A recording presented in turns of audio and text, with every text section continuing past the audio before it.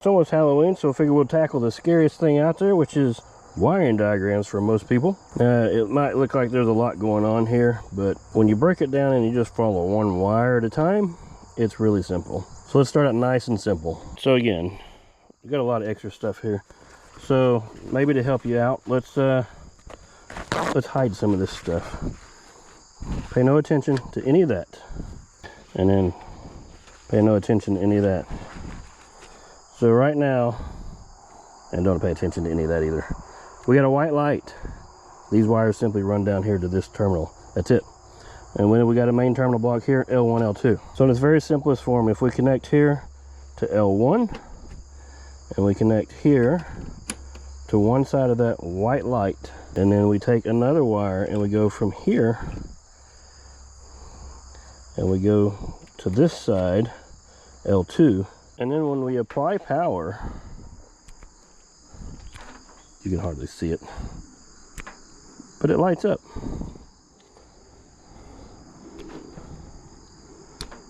See? So for this little simple circuit, the wiring diagram will look like this. So it's basically exactly what you see here. The lines are the wires. You see different connecting points and different items. Now let's add in one more thing here. Here I have a switch. This is actually a three-way switch, but let's pretend it's just a single switch open close. If I merely take this wire from L1 and I locate it on the back side of this switch, and then I take another wire to the switch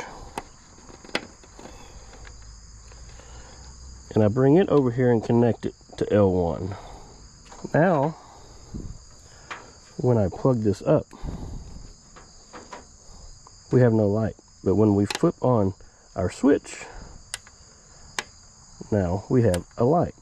So the wiring diagram for this would look something like this. We have L1 going over to the switch. On the other side of the switch is going to one side of the terminal board that the light is connected to. And then same as the previous, L2 connects to the other side of the wire.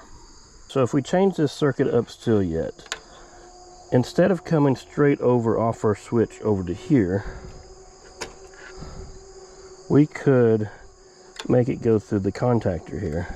Then we could come off the other side of this contactor and we come over here to the other side of the light.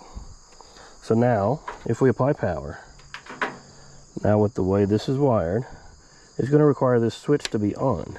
Still no light because our contactor is up. It's going to require this contactor to pull down. Now we have nothing that would activate this right now, but when this contactor would pull in, we see our light would come on. The wiring diagram will look like this. So we're just continually making it a little more complicated. Now we have a transformer that we already have connected to L1, L2. So this transformer is powered. Now we have it going through a board here just for the simple purpose of having our fuse in line. If we ignore all of that, this transformer is merely connected to R and C. If I go from R over to this side of this contactor, this is a 24 volt coil contactor. So the 24 volts from R and C at this transformer should be enough to pull in this contactor once we apply power to the transformer. Now this wiring diagram would look like this. L1's going to one side of the light.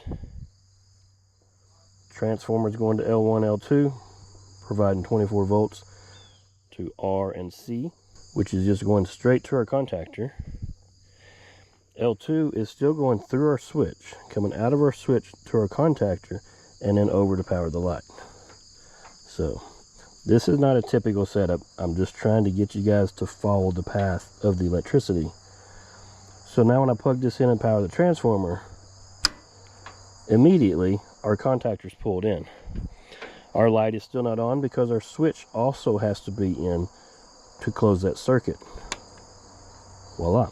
Now one thing that might make more sense, we'll unplug that, is we will feed our high voltage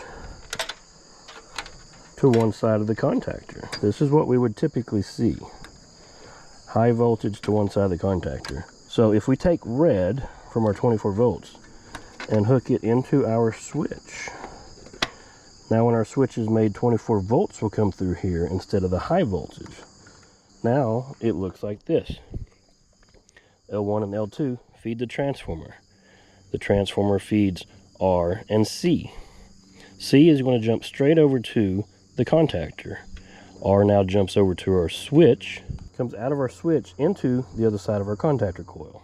L1 also, in addition to feeding the transformer, is going to come over and feed one side of our contactor. On the other side of our contactor is going to come straight over to feed the light, and of course L2 is already feeding the other side of the light. So now when we apply power, if we follow the path of power, it stops right here at the contactor.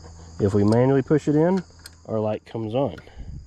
But when we're not home and we want the air conditioning to run without us being there, that thermostat is essentially a switch. It's an automatic switch under the condition of temperature. So when that thermostat kicks on, pulls the contactor in, then we have power to whatever source we need power to.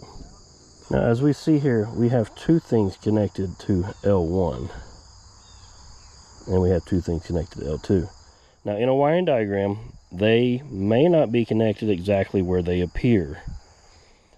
And actually any item here could be rearranged. It's not going to be an exact map. Nothing is going to be to scale. It's just simply lines for you to follow.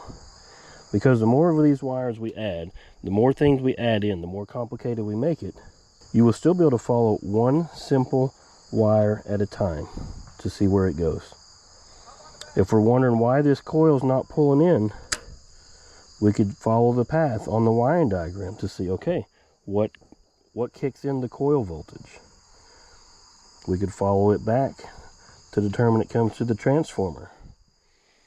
We could check and make sure our transformer is actually getting the power it should be getting. When we trace the other side of that contactor coil, we'll see, hey, there's a switch.